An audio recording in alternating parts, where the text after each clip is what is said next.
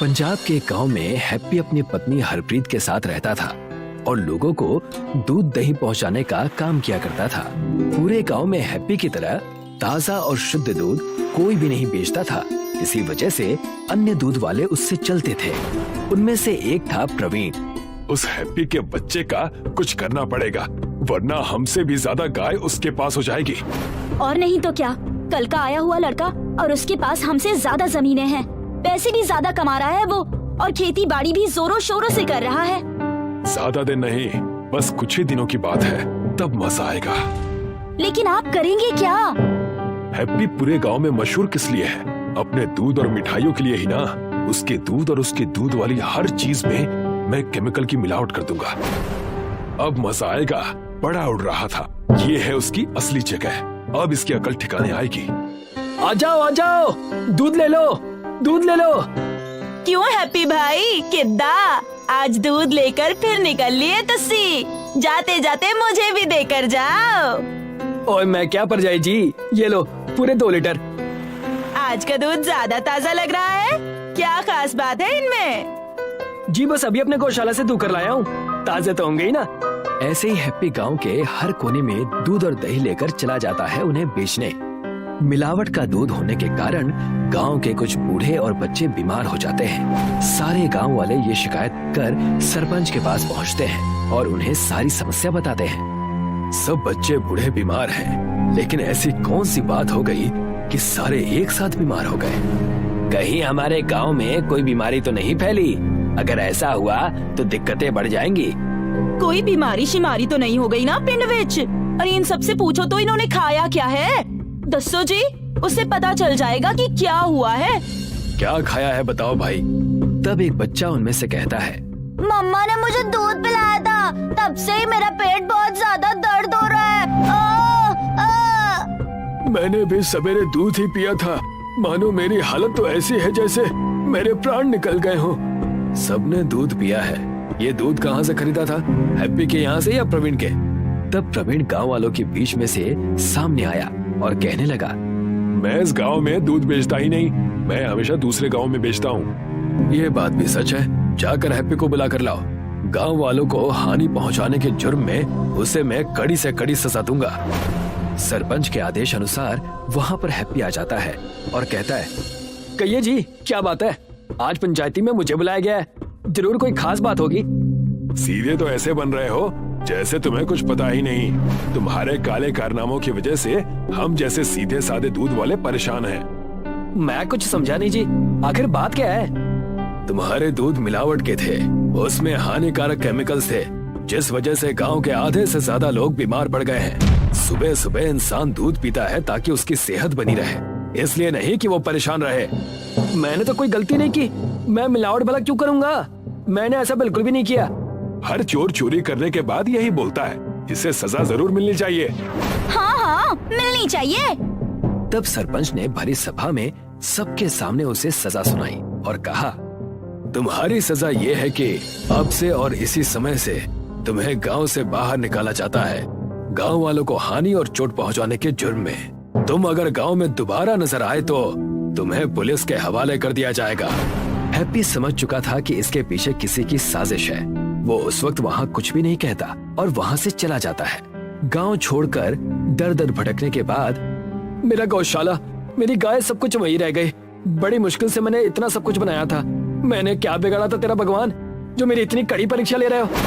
एक तरफ हैप्पी खाने और रहने के लिए तरस रहा था, दूसरी तरफ प्रवीण ने हैप्पी के गौशाला को कब्जे में ले लिया था और वहाँ से जो भी दूध की आमदनी होती वो पूरे गांव में बेचा करता था।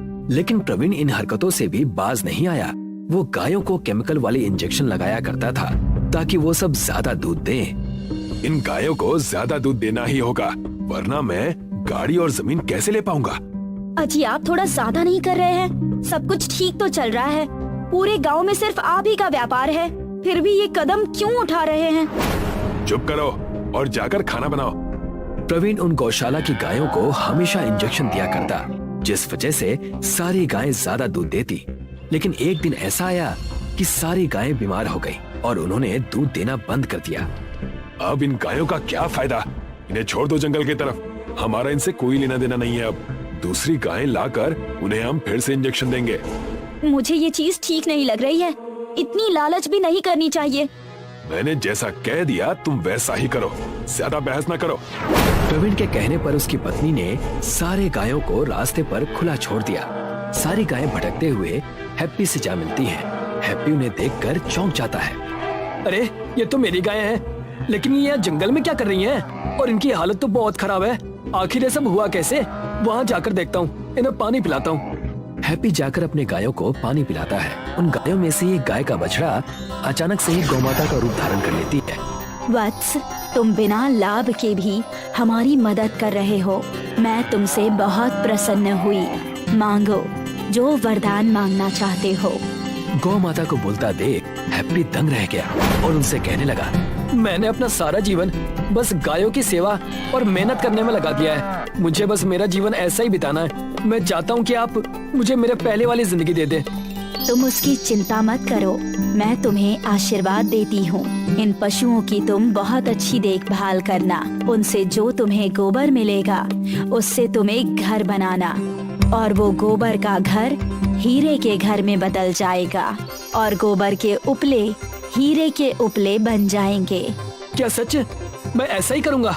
भगवान के घर देर है अंधेर नहीं। आपका लाख लाख शुक्रिया माता, आपका लाख लाख शुक्रिया। अरे भाग्यवान, तुमने सुना कि नहीं? उस हैप्पी के बच्चे ने गोबर का घर बनाया है। जंगल के पास से भी गुजरो तो वहाँ उसकी दुर्गंध आती है। हमें उससे क्या करना है जी? हमें अपना देखना चाहिए, कहीं कुछ गलत ना हो जाए। और वैसे भी भगवान ने हमें सब कुछ तो दिया ही है। जब तक होगा तब तक हम ऐसे ही मिलावट का दूध बेचा करेंगे, और क्या। हैप्पी अपने गोबर के घर में रहकर पशुओं की सेवा कर रहा था कि तभी एक दिन उससे मिलने प्रवीण आया। कैसे हो भाई, कहाँ हो? अरे प्रवीण, आओ आओ, तुम्हारा व्यापार कैसा चल रहा है? मुझे पता है, तुमने ही मेरे दूध में मिलावट करके गांव से मुझे बाहर निकलवाया था। छोड़ो, वो सब बेकार की बातें हैं। हैप्पी और प्रवीण बात कर ही रहे थे कि गोबर का घर हीरे के गोबर के घर में तब्दील हो गया। उस घर में गौ माता के आशीर्वाद से हीरे लग गए, जिसे देख दोनों दंग रह गए। लगता है ये गौ माता का आशीर्वाद है। भगवान तेरा लाख लाख शुक्रिया। ये सब क्या हो रहा है? हीरे का घर गोबर से हीरो का घर कैसे हो गया? मुझे तो मेरी आंखों पर भरोसा ही नहीं हो रहा। देखा, ये है प्रकृति का नियम। जब भी समय बदलता है सब बदल जाता है। हैप्पी का हीरे के गोबर का घर देखकर प्रवीण दंग था और वो अपने गांव दोबारा लौट गया और वहां जाकर देखा कि सरपंच और गांव के कई लोग उसका इंतजार कर रहे हैं। तुम्हारी वजह से हमने उस निर्दोष हैप्पी को गांव से बाहर निकाल दिया। तुम तो इंसान कहने के लायक भी नहीं हो। अच्छा, ये बात तुम्हें पता चल गई। आखिर किसने बताई? तब प्रवीण की पत्नी ने आगे आकर कहा, ये सारी बातें मैंने बताई। मैंने। आपके काले कारनामे इतने बढ़ रहे थे कि मुझे ये सारी बातें गांव वालों को बतानी ही पड़ी। प्रवीण अपनी पत्नी की बातों पर भरोसा कर ही नहीं पाया और सदमे में आ गया। कुछ ही देर में वहाँ पुलिस आई और मिलावट का दूध बेचने के जुर्म में प्रवीण को गिरफ्तार करके ले गई। हमें हमारे गांव का साथी हैप्पी को दोबारा यहाँ बुलाना होगा। हैप्पी को दोबारा गांव बुलाया गया। गांव में आकर हैप्पी ने और कई सारी गाय खरीदी और उनकी सेवा में अपना जीवन लगा दिया।